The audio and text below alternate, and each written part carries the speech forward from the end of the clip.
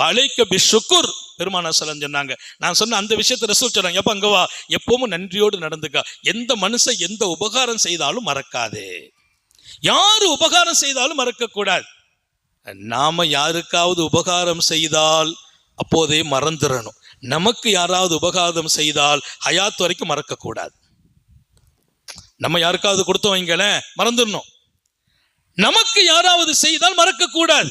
இன்னைக்கு அப்படி மாத்தி இருக்குது. இவர் யாருக்காவது கொடுத்துட்டு அதை சொல்லிக்கிட்டே இருக்காரு. அன்னைக்கு நான் அவருக்கு ஒரு 5000 ரூபா கொடுத்தேன், அன்னைக்கு அவர் நல்லா இருக்க நான் தான் காரணம், அவர் வியாபாரம் ஆரம்பிச்சாரு நான் தான் பணம் கொடுத்தேன். அதை அப்பவே மறக்கணுங்கிறாங்க.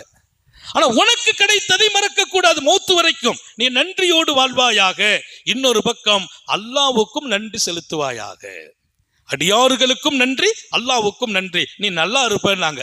உனக்கு வரக்கூடியது வந்துகிட்டே இருக்கும், நியாமத்து இருக்கும், சுகம் இருக்கும், பிரச்சனை இருக்காது.